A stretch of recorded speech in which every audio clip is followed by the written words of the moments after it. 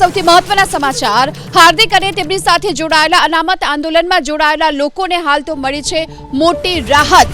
હાર્દિક પટેલ સહિતના અનામત આંદોલન સાથે જોડાયેલા લોકોને હાલ રાજદ્રોહના કેસો પરત ખેંચવાથી મોટી રાહત મળી છે અને સરકારની આ દરખાસ્તને કોર્ટે હાલ મંજૂરી આપી છે। હાર્દિક પટેલ દિનેશ બાંભણિયા સામેનો રાજદ્રોહનો કેસ પરત ખેંચવાની મંજૂરી અપાઈ છે। અલ્પેશ કથિરિયા, ચિરાગ પટેલ, કેતન પટેલ સામેના કેસો પરત ખેંચવાની મંજૂરી અપાઈ છે। સરકારી વકીલે અમદાવાદ સેશન્સ કોર્ટમાં આ અંગે અરજી કરી હતી અને આ અરજીને હાલ તો મંજૂરી મળી છે। राज्य सरकार द्वारा ताजेतરમાં પાટીદાર અનામત આંદોલનના જે નેતાઓ હાર્દિક પટેલ સહિતના નેતાઓ સામેનો કેસ પરત ખેંચવા માટેનો જે નિર્ણય લેવામાં આવ્યો હતો તે નિર્ણય અનુસંધાને કલેક્ટર શ્રી દ્વારા અમોને મંજૂરી પત્ર આપવામાં આવેલો, જે મંજૂરી પત્ર અમે સીઆરપીસી કલમ 321 હેઠળ નામદાર કોર્ટમાં રજૂ કરેલો અને તે કેસ પરત ખેંચવા માટેની જે મંજૂરી માંગી હતી તે નામદાર કોર્ટે આજ રોજ આ કેસ પરત ખેંચવા માટેની મંજૂરી આપતો હુકમ કરેલ છે। અલ્પેશ કથિરિયા પર લાગેલ રાજદ્રોહનો ગુનો પરત ખેંચાયો છે। આપણી સાથે અલ્પેશ કથિરિયા છે। કયા પ્રકારે આ ગુનો પાછો ખેંચાયો અને આગળ શું? 2 અઠવાડિયા પહેલા આપણા મુખ્યમંત્રી શ્રી ભૂપેન્દ્રભાઈના અધ્યક્ષસ્થાને આ નિર્ણય લેવાયો હતો, જેમાં 9 જેટલા વિવિધ ગુનાઓ પરત ખેંચવાની સરકારશ્રીએ મંજૂરી આપી હતી।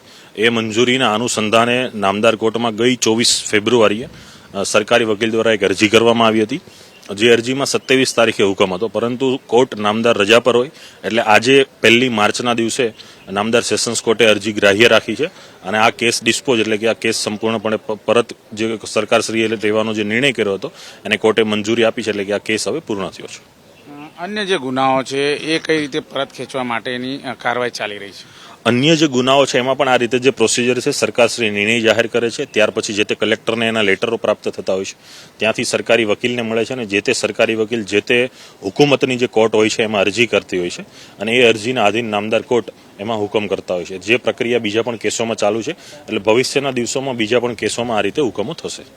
જે પ્રમાણે અન્ય જે પાસના કાર્યકર્તાઓ હતા એના પર બી ગુનો હતો, તો એ ગુનાઓ પરત ખેંચવા માટેની કઈ રીતની પ્રક્રિયા?